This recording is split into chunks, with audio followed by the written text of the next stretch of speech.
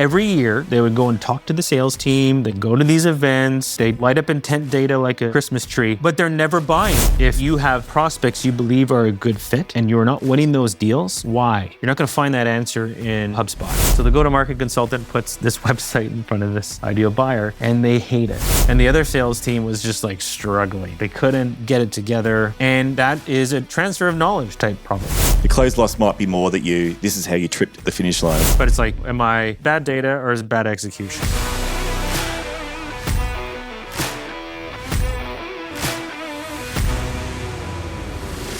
Hello and welcome to Season 3 of the Push podcast. My name's Jack Ferguson, an experienced brand strategist with a science background. In my career, I've worked across 25 industries and helped increase client and employer revenue by over $40 million.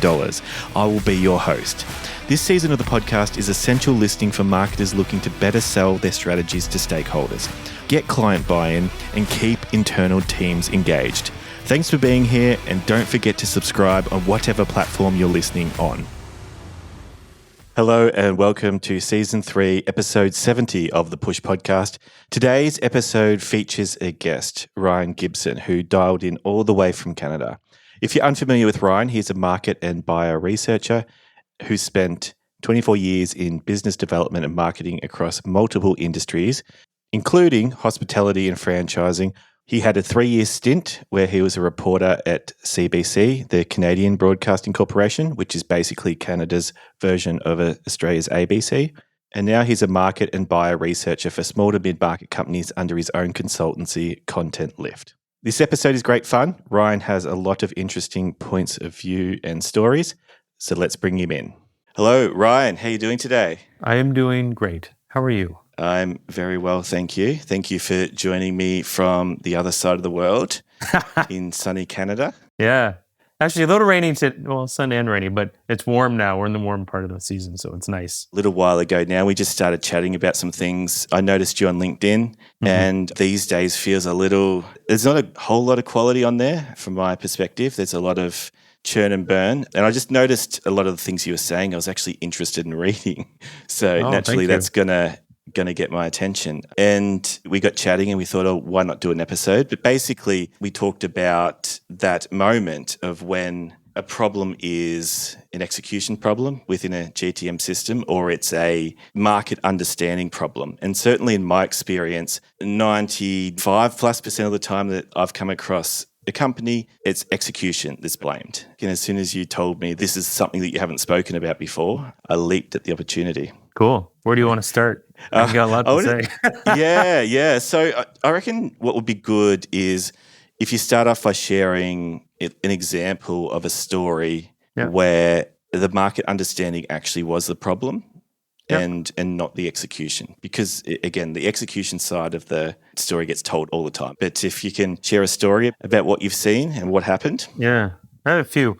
Before I get to though, if I may, just one thing. Your instinct is, I think, right if you look at all the literature over the last 60 years or so. And I mean academic, peer-reviewed, well-done research that most of the time it is your understanding of buyers and markets rather than execution. And there's a lot of reasons for that, which we're going to get into, but I think I just wanted to add that, we default to execution because that feels like what is the most in our control on a day-to-day.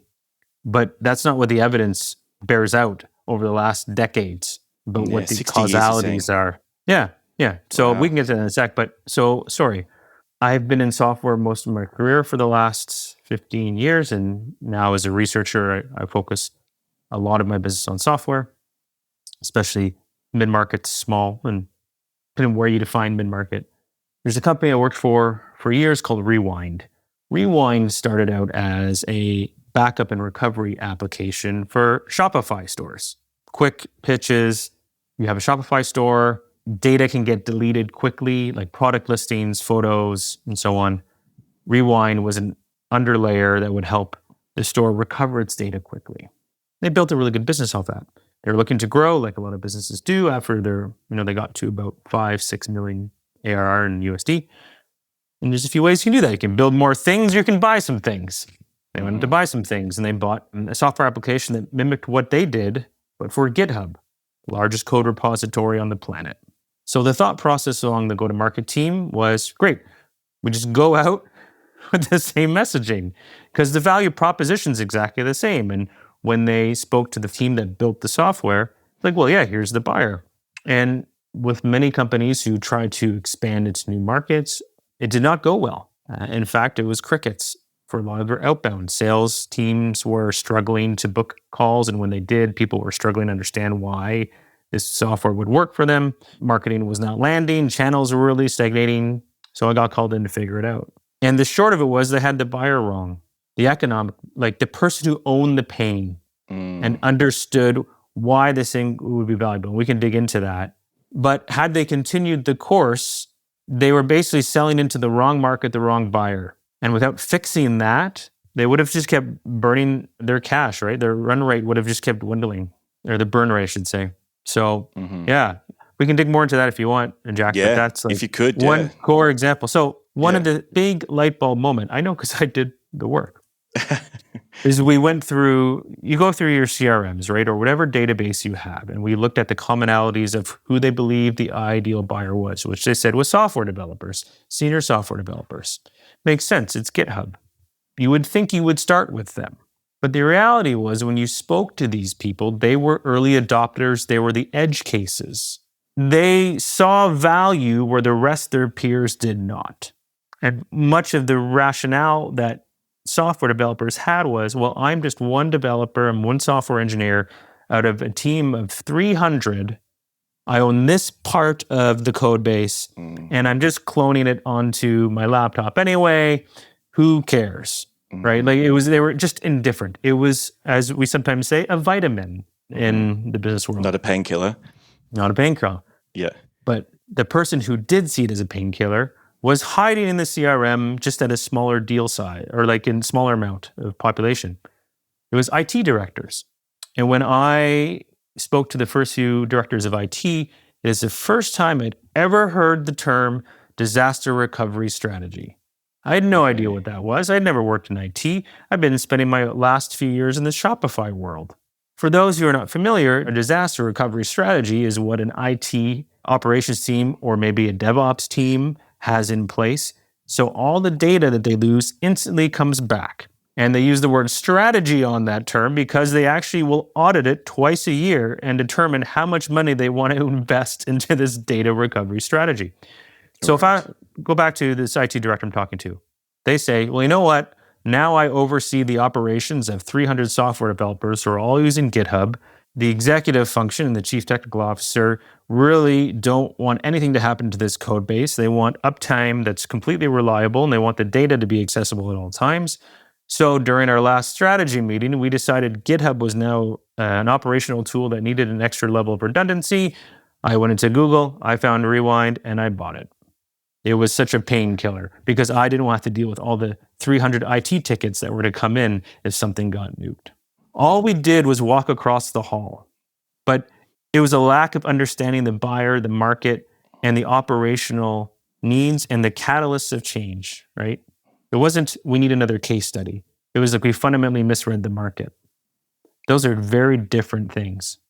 And did you feel that in that situation, like getting you involved, I'm guessing it happened later than you think it should have? Always has. Oh, yes, 1,000%.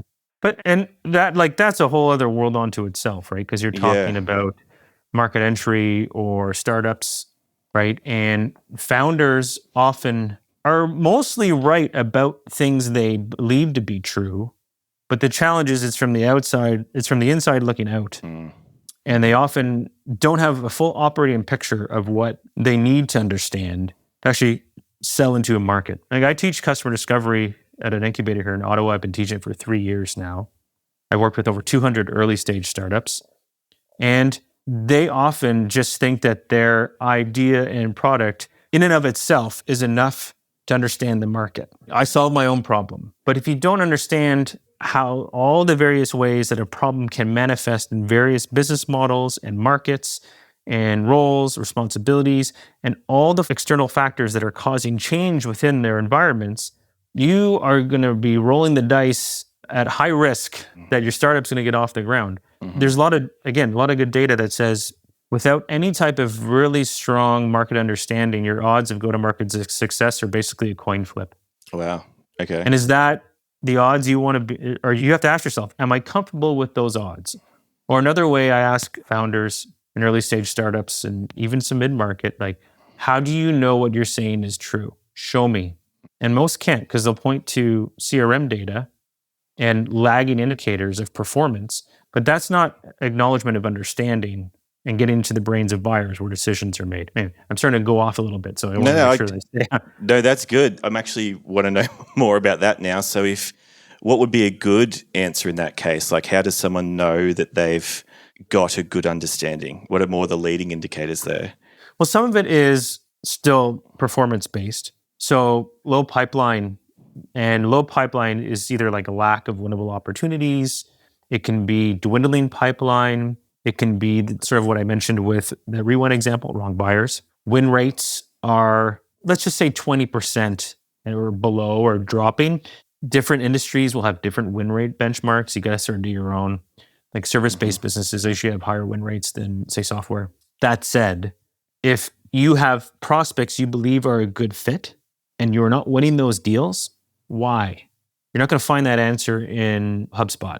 And sales teams have a sense of it maybe, but people don't tell the sales team everything. There's a lot they talk about when to each other in buying committees when sales leaves the room. So other things would be a lack of understanding about the value proposition or misidentifying use cases. That's more of a leading indicator because that doesn't have to be just in a discovery call with sales. That could be you, Jack, you're going out to a networking event. You tell someone what you do and they just glaze over. That's a leading indicator. Yeah, it's a leading indicator, right? Yeah, and they can't pick up on, I would use you for this. Like they can't even articulate it. Something is off in your understanding of how to connect with them. There's high no decision rates, pricing, and pricing can be, again, in a networking or even just on a website. If they look at pricing, they're like, you're crazy. Then there's a value disconnect. Right? So it's a vitamin or painkiller. I'm showing a software developer backup recovery software at, $100 a seat. And they're like, yeah, good luck selling that. The IT director's like, oh my God, it's only that for the same thing. The software did nothing different. I'm just selling it to a different market. So those are some of the things that you will get. There's a few more, but those are like some strong indicators that you might have some things right, but you probably have a lot of things wrong and you might want to go and revisit things. It can still live in both camps. Execution can be as true as well. But what it gets back to that discussion of where do people default towards? They default towards thinking my ad copy, my landing pages, my sales decks. We got to get the team aligned. We need a sales coach. And you totally might. But I want people to consider for a second, there might be another option to look at. And it's not so much you find sharpening the pencil and crossing all the T's. It's you're writing the wrong book. You talked about the buying committee. You're also mentioning then there's information almost beyond that as well that the sales team might not have access to either, but that gets discussed within the buying committee. Is there a way to get that information or to start getting that information? So just if we talk about sales calls for a second, they are one data input and they are valuable. Because they represent a window at a specific part of the buying journey. And you can stack them over 100, and they have a they have a formulaic process. You can pull and tease out trends within them. They're fine. But I would argue they're still performance-based because they are happening pretty much after someone's made up their mind. There's a lot of data out there that's pretty reliable that says, especially nowadays, buyers are more educated and they're coming to that point of higher intent with more information they need. So everything's in their favor, right? But you still have to have a discovery call that teases out certain things. The challenge of sales calls, though, is they're designed to try and close a sale. So they're not an objective conversation. There's a lot of moderator bias. Moderator in that equation, because that's research nerd talk that I'm saying, like moderator.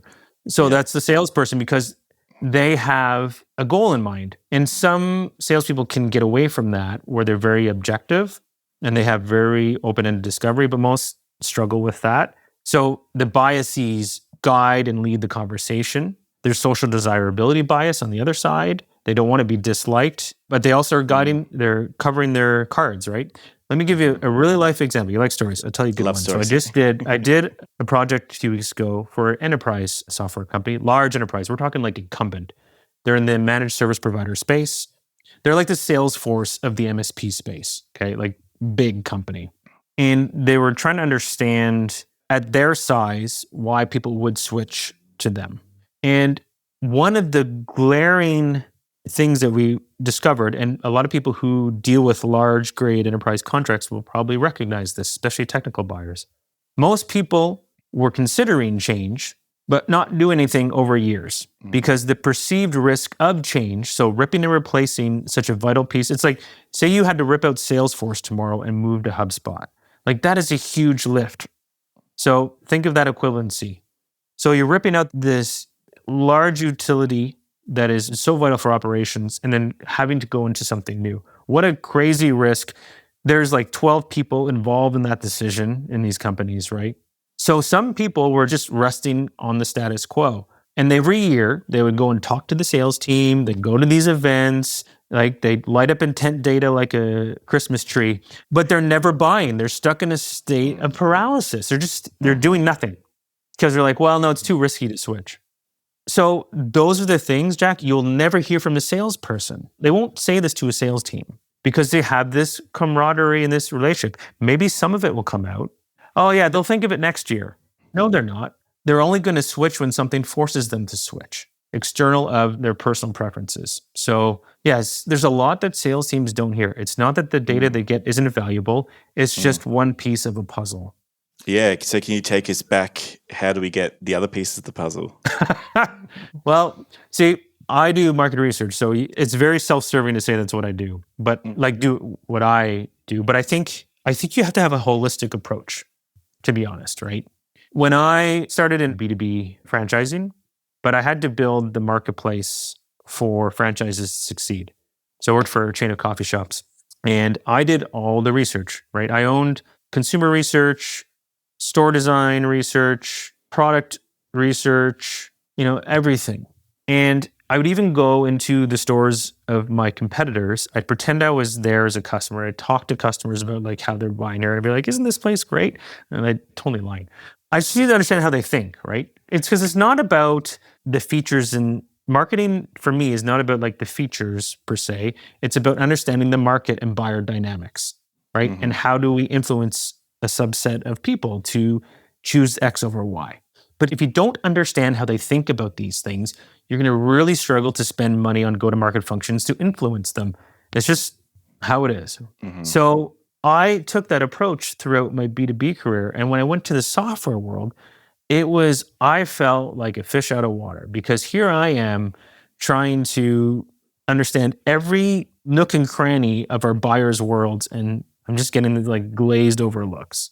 That said, I think you have to do a few things. One, you have to go through your hard performance data, what channels are working, what's not, all those things like time on page and white paper downloads and whatever. Social media follows, that's just not irrelevant. It's just not, you can't rely on it as one thing to direct what you do. Talking to your stakeholders, product team, sales team, executives, talking to customers and closed ones, but also talking to people who know a category and may not have chosen you. And you can find those people, you can get access to them, but those are often the conversations you don't hear from. And it's often the part where if we're talking like go to market, sales actually gets it. What's great for a sales team is they get instant feedback. Like they're just getting, especially for sales motions, like you're just getting right away.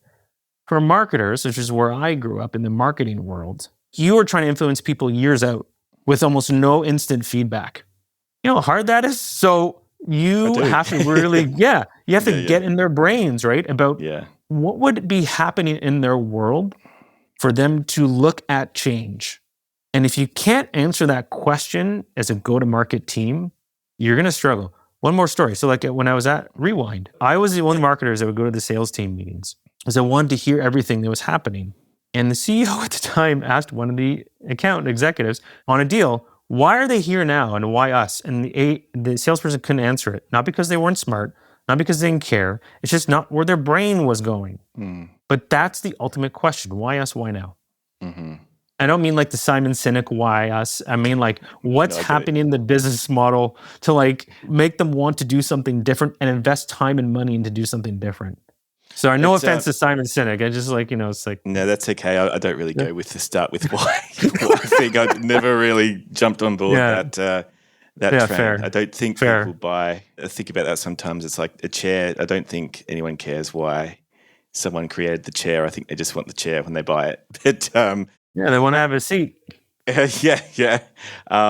So what I was going to say is what flagged to me as you're talking is that it is interesting that even if you do get the data from the sales team, it's probably from someone as well who was considering you. It's not necessarily from someone who looked at you and then just you never made contact with you. So I was just thinking about that as you're going through that, and I have thought about that from time to time because there's like almost like in my head there's customer feedback in a way, but there's also market feedback, and the market feedback isn't necessarily going to come from even prospects, let alone customers. No, I agree. That's all I do, right? And it's a very different lens. So like customers will give you a really good sense of why are they staying, what features need to be coming down the pipe, how is their business adjusting and moving. And that stuff's great. We have in B2B customer advisory boards, sometimes they call them, they're like focus groups, right? And they're on long-standing relationships. But again, their purchase might have been 7 years ago, and the person who you're speaking with now might not have been the person that is the one who initially initiated the purchase. And the reasons for buying might have been different 5 or 7 years ago. Because markets, like I said before, markets are not static, they change. I was in my customer discovery class last week.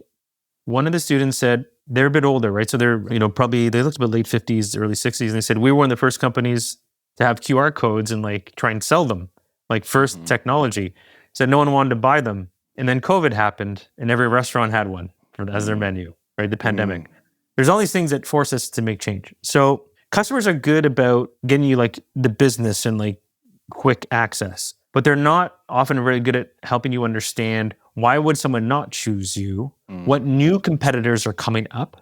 Because the people further down the field, when a problem comes like disaster recovery strategy, or I want to move into, I have more complex needs for my MSP from a software perspective, what they look at now can be very different than 5 years ago, especially with AI everywhere now. So customers often can't answer that unless they're looking at change.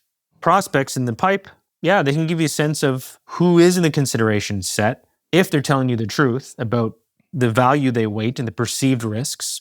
Closed losts can give you, again, some insights to why they did not choose you and the perceived risks.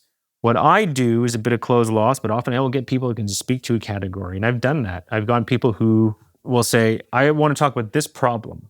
So let's say disaster recovery strategies, to stay with that for sake of ease. I can go find an IT director and say, we want to understand what changes are happening to your disaster recovery strategy approaches. What new things are coming into frame? Maybe how is AI impacting you? Who's involved in those decisions? I'm not mentioning a product at all, unless they come up in organically in conversations, or if I'm qualifying people, I might put out to someone and say, do you know these 6 tools, 6 vendors? Okay, I want to talk to you. They'll be part of the discussion, but what I really care about is like, what is the problem that's happening? What's causing you to think of change? What do you look at as solutions for change? Why would you choose these, and what are the perceived risks of them all? That's a much different conversation than you want to have with your customer that's been around for 5 years and wants you turn a black button red. Yeah. And might not even remember why they chose you in the first place. Because that person I'm talking to, they're in the market. And you as a marketer have to impact that market. So what is happening in the world? Those are all the ways that I think you're going to get things, and the different types of data you're going to get from these different stages of the customer and buyer journey, because they'll all answer different questions.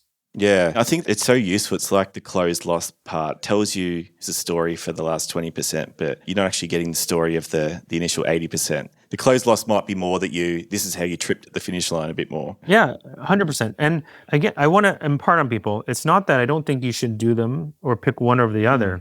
It's part of a continuum. And I want to also be fully realistic. Not every company has the time to do all these things. So there are trade-offs to each one. And sometimes I might talk to a champion and maybe it was a close lost and they can give me some things that were a little further upfield, and I won't be able to get full on everyone that sits in a buying committee, but the champion can at least give me a sense of what they all sort of think and the perceptions of what they believe to be true. So you're filling in gaps for time and sake, because there are companies that I work with, they're very big and they can do a full gamut of research every year. There are other companies, they can be more scrappy. We talk about the value and the trade-offs of like what's realistic and what you can do. Especially when I teach customer discovery. These are people who have almost no money, no seed capital. It's an idea. So they have to be as lightweight and flexible and scrappy as they can be. But everyone still needs the same information. So you got to figure out, how do you get it done?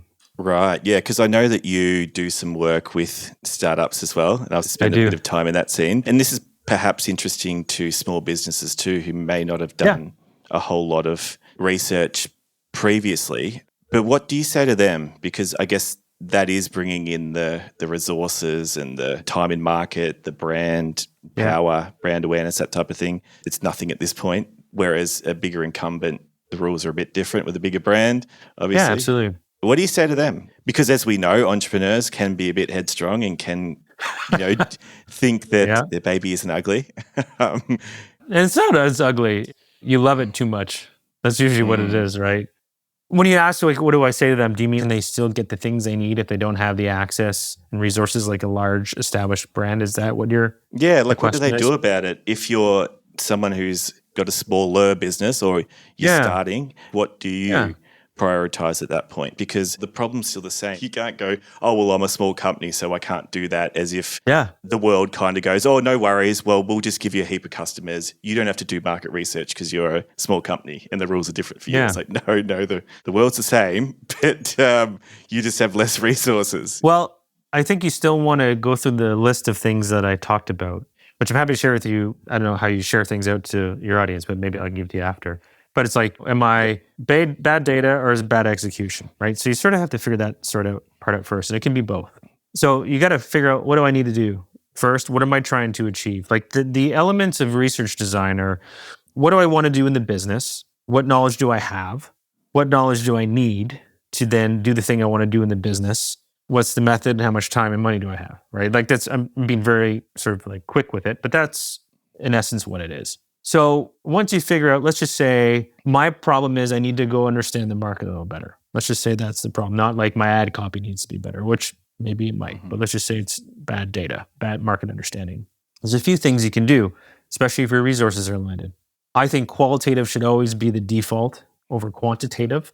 Some people will disagree with me there, but B2B purchases are typically complex purchases where a lot of the work is done in people's brains. Yep. So you won't spreadsheet your way out of this and survey your way out of this, and surveys are expensive anyway. It's a lot of money just to make sure you're getting the right people and reliable. There's a ton of fraud now actually in the survey world.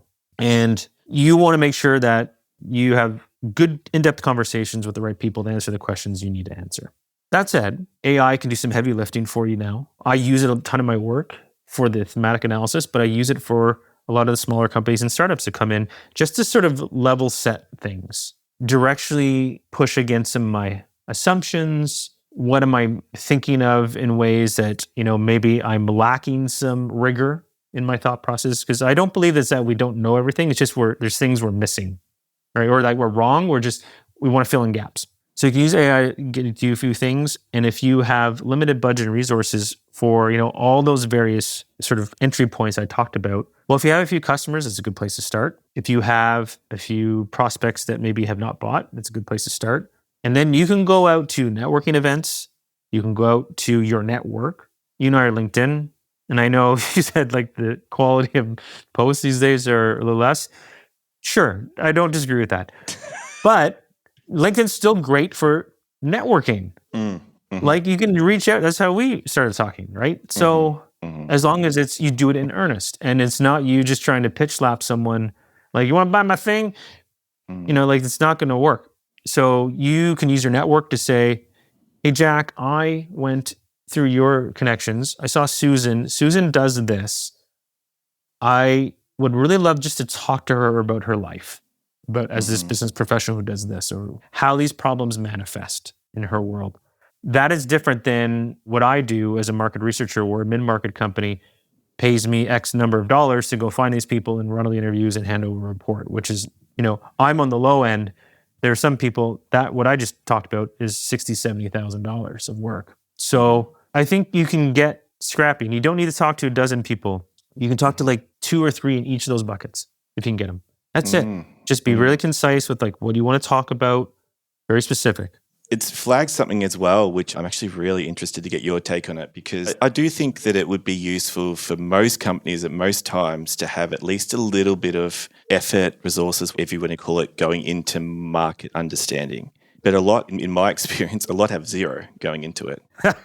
Yeah. So I'm just wondering if you have like an idea of how much of sort of the go-to-market should be, or the range that should be taken up by market understanding efforts. What can you expand on your question? I want to make sure I answer it right. Let's say 100% of resources in the go-to-market often go to execution.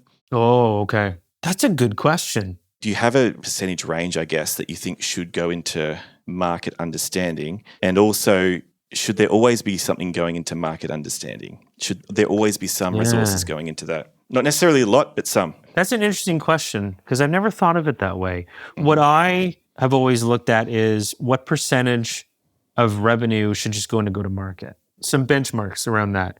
And it's different based on a whole bunch of different variables. Business model, size of company. SaaS, from what I've seen, can be anywhere from 7 to 40%. So we're talking like of annual revenue reinvested back in go-to-market. And when I say go-to-market, sales, marketing, maybe some product function if there's like crossover budgets, right? So Salesforce has always been a key benchmark there. Like they historically have been 40% of their annual revenue going back into sales and marketing. I think it's around 33, 35 now. Wow. But still huge. And they are the default. When you think of like SaaS, CRM, HubSpot and Salesforce, I know everyone likes to talk about like HubSpot still only has about 3 or 4% market share, I believe. Salesforce still owns the market, and that's how much they spend. Within that, that's interesting. I've never thought about breaking out of go-to-market research. So you've caught me at one I can answer, but maybe I can go look and see what we can find, and we can like bring that could be a topic for LinkedIn to make something worthwhile, Jack, on LinkedIn. Yes. Well, you're one of the few who are putting out good content, so that's a good one. I'll run with that. We can do a co-post. I'll give you credit. I think of the go-to-market investments in total, but that's interesting. Well, I don't have an answer as a line item for market research. Okay. What about, do you believe you should always be doing it? Yes. Oh my God, yes. Okay. Yeah. 100%. Markets are not static things. One of the podcasts I listen to yours, and it's Matt's. And what's Matt's last name again? Matt's Georgeson. Well, I really like his stuff. And he talks like demand constellations. I think that's his. Did I get that right? Yep. Demand point constellations. Yep. Yes, thank you. Okay. Yep. Thank you for a correction. And what he's talking about is really the dynamics of markets. And we've opened any textbook, 101 business stuff, business development. It basically tells you that markets aren't like this thing that are linear. They're constantly evolving and moving, and you got to figure out where you fit and where the white space is. That's often why I do the work I do. It's to get the truth at like what's happening out there and where are the opportunities. And the customers aren't going to give you everything directly. It's a mosaic of customers and buyers and the product team, the sales team, and your insights into how you want to compete and win that sort of get remixed into like this potion and get pushed back out. So you always have to be doing it because things change. BlackBerry, didn't have their eye on the ball. The graveyard of businesses is littered with the epitaphs of we weren't watching what was going. We circled the wagons and just looked inward, and it was game over. So you have to always be looking at like where the wind's blowing. Yeah, I think that is quite valuable still though, because if you were at zero, if you're doing nothing, anything is actually a start. Yes. 1%'s a start. I mean, I would bet my bottom dollar if you took 1% of the GTM advertising, you're probably going to be able to fund 1% of advertising into market understanding. I actually like that better than market research. I like market Yeah. understanding as a term. Think of it this way. So how many companies spend $1 million a month on advertising? 10% of that for 1 month is, $10,000? That is a decent for 1 amount to month. spend on Yep. market understanding, right? But I think the challenge is, and there's a lot of reasons why this stuff happens in business, right? Like there's all those risks and biases, there's egos, there's all this, and people look at it as not investing $10,000. They think of it as losing $10,000 from their ads that they think are going to convert into new business. So For nothing. that's For nothing. Yeah, and that's the perception you fight against, Yes. right? When it comes to this type of work. Yeah. It's interesting because when I've done this type of interviews, it is top of mind for me to make sure I do recorded calls on Zoom, the video calls. Well, firstly, not lose any data, like not forget anything. But secondly, you actually have the evidence there to show everyone around you then. And at that point, I often find people start to click a bit, the eyes light up a little bit. I have a story for you after you finish your thought. Yeah. But getting to that point can be hard. It is. Let me tell you a story like that. So I do a lot of B2B buyer recruiting and booking to have one-on-one conversations with them about like their category preferences. And I will do that for other people who work and go to market like yourself. I won't necessarily do the conversations. I'll just line people up like dating, like matchmaking, right? And one go-to-market consultant I worked with, they're in the Bay Area in San Francisco. So they have a lot of Series A that sort of just come through the door. Like, good location, right? They're just going to walk through the revolving door. Hey, I need help, marketing help.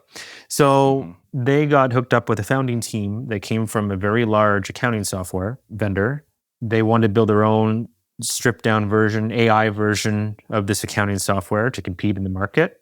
So as their non-compete was dwindling down, they built their V1, built a website. The two co-founding teams, so a CEO and a chief technical officer, built their own website, raised a bit of seed capital, and we're about to launch in the market. And the person that I was working with, like yourself, experienced go-to-market practitioner, looked at this first website and was like, didn't know the business yet, but instinctively had enough experience to know, have some concerns. I would like to reach out to Ryan because I want him to find some people that fit your ideal buyer. And the ideal buyers were directors of finance that worked in very large companies in like manufacturing, wholesale, headcounts of like over 10,000, lots of invoicing, complex transactional data on a day-to-day basis. Ideal. So I found a few of them that fit to a T for this ideal buyer, directors of X at company X. So the go-to-market consultant puts this website in front of this ideal buyer and they hate it. The verbatim response was, Jack, we don't understand like the value is. Like, I don't know why I'd buy this. None of this looks like anything I'd ever use. The consultant shows that to the CEO and they said, the blood drained from their face so fast because it's to your point you just said a few minutes ago.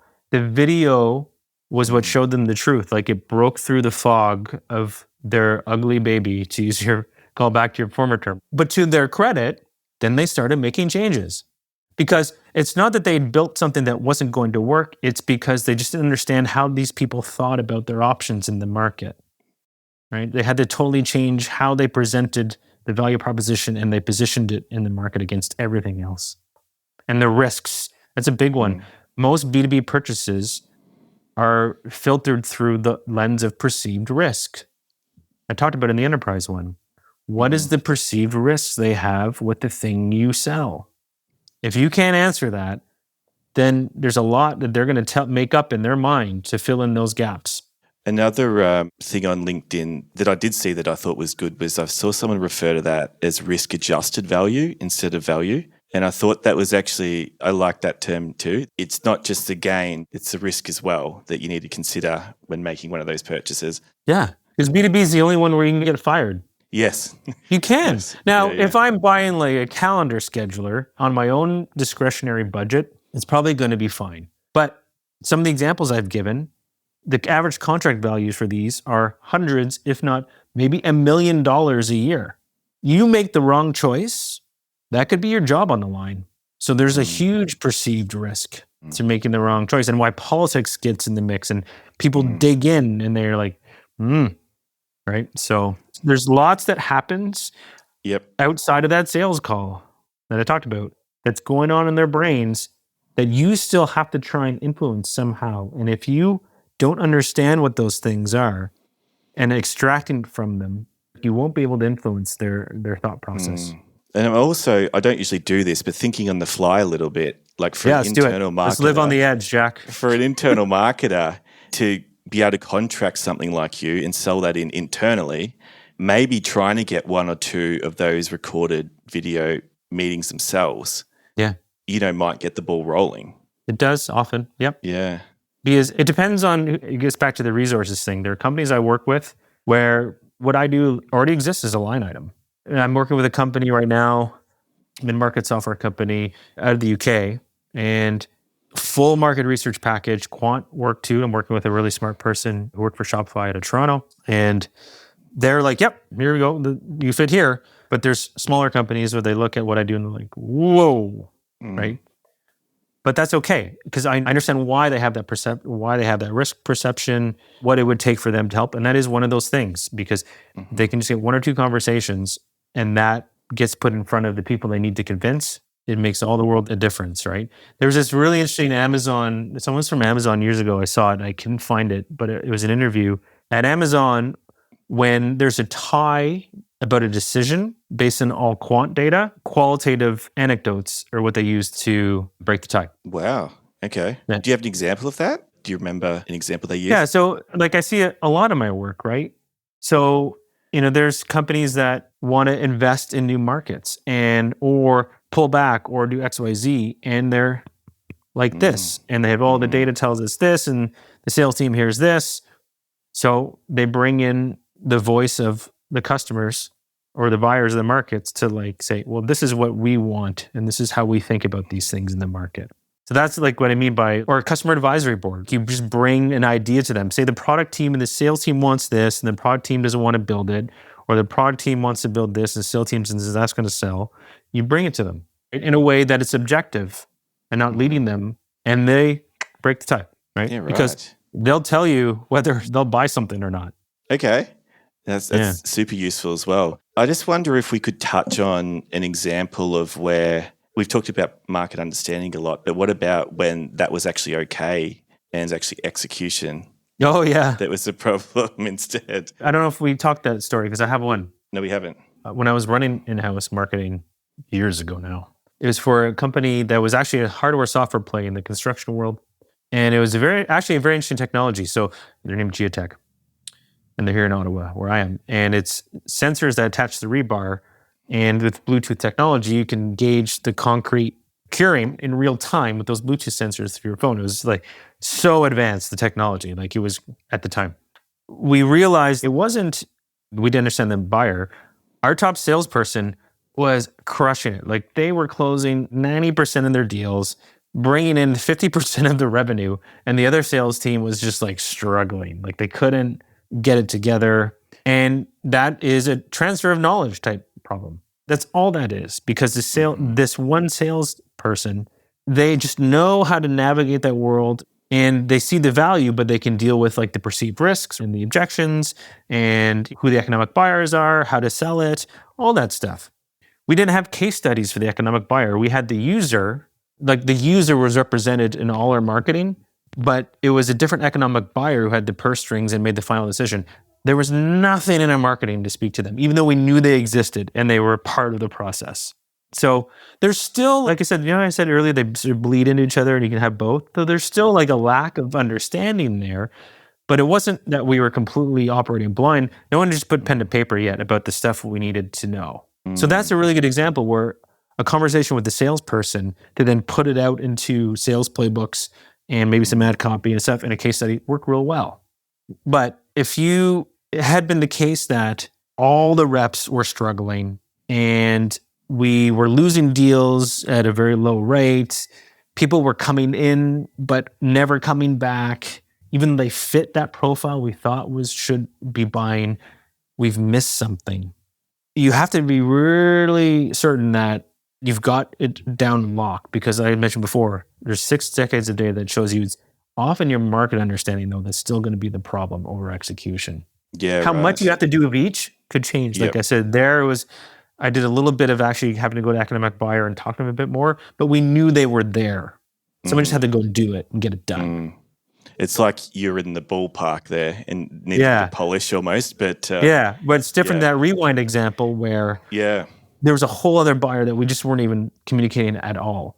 And from there, all the marketing changed and the sales talk tracks changed. I know I still go to Rewind's website now and there's like fingerprints still of the stuff that I did a few years ago for like all their seminars and the events they go to and their sponsorships and their partnerships. None of that would have existed if we hadn't done that initial research in the beginning to figure out who is the right person. Yeah, you're preaching to the choir here. But I know I am.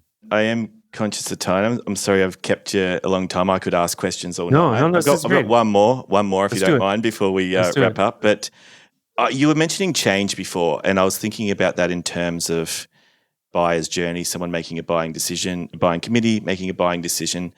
Yeah. And I thought actually back to Matt Georgeson as well about he speaks about that a lot of growth actually comes from category growth. So someone wasn't necessarily solving whatever it was already. They're not using a competitor of Salesforce. They don't have a CRM type of thing. So when you talk, but then there's also market share gain, of course, to grow. When you're talking about change, are you talking about internal change within the company? Because I was just trying to think about that in the context of whether you were talking to, say, people who are using competitor versus people who weren't really in the category at the moment at all. Oh, I mean, if I understand your question correctly, you're asking, like, is it the change through the lens of the buyer? Is that what you're asking?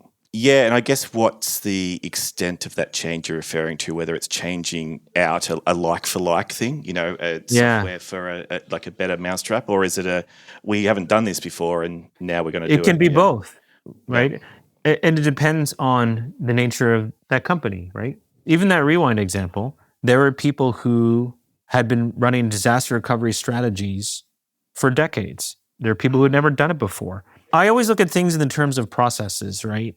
Businesses are really just a bunch of processes bolted together to achieve an outcome and value for your own customers. And you just do a bunch of different things to deliver that value. A disaster recovery strategy, this would be actually, I think, a good way to tack it on to how Matt would think about it and describe it. So disaster recovery strategies, 30 years ago, how those were done was you'd have a bunch of servers in a room, you'd have native installed software, and it would monitor all that data that's in your servers. What happened, though, is everything moved to the cloud. That's when these IT directors said, hey, we have GitHub now. It's all in the cloud. I don't have a disaster recovery strategy for this cloud thing. I had it for my servers for years. I'm still not really sure how I should go about doing this, but your product looks like it could help.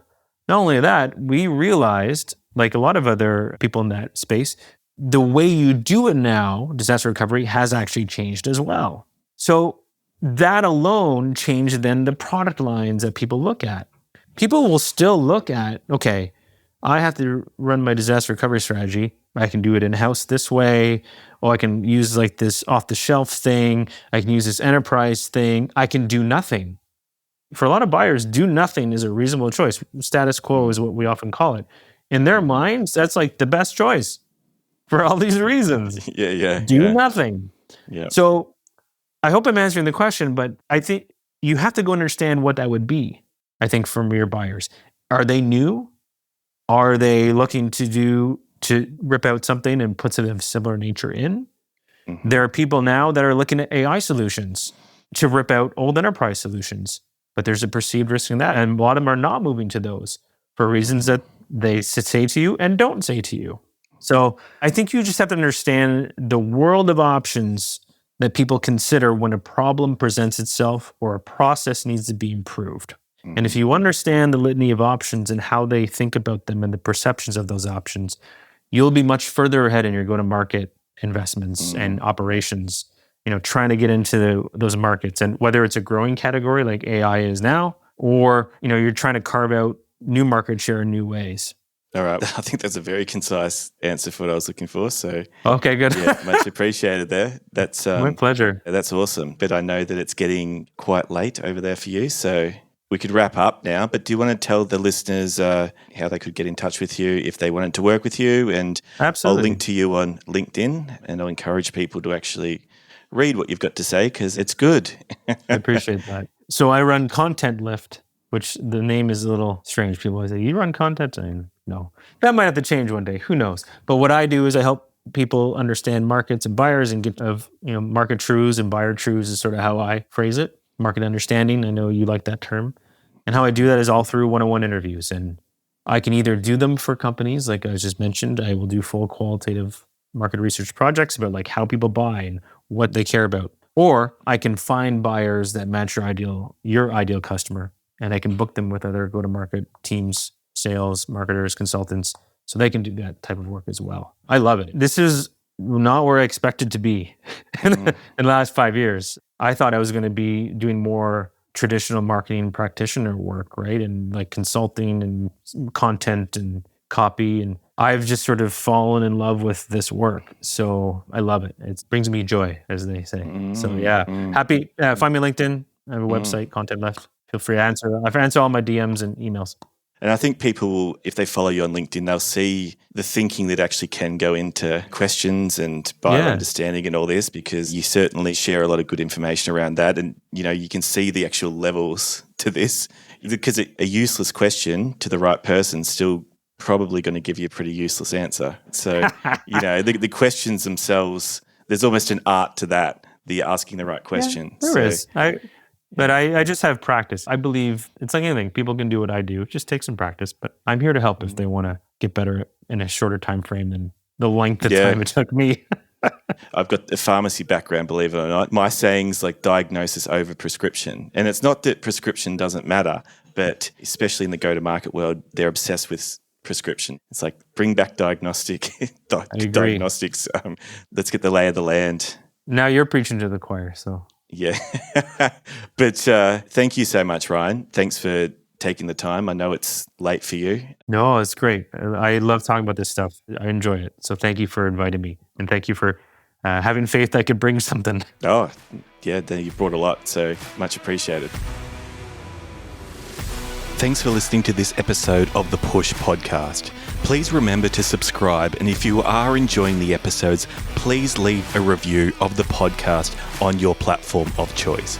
It really helps to build the podcast credibility and to help others find this type of information.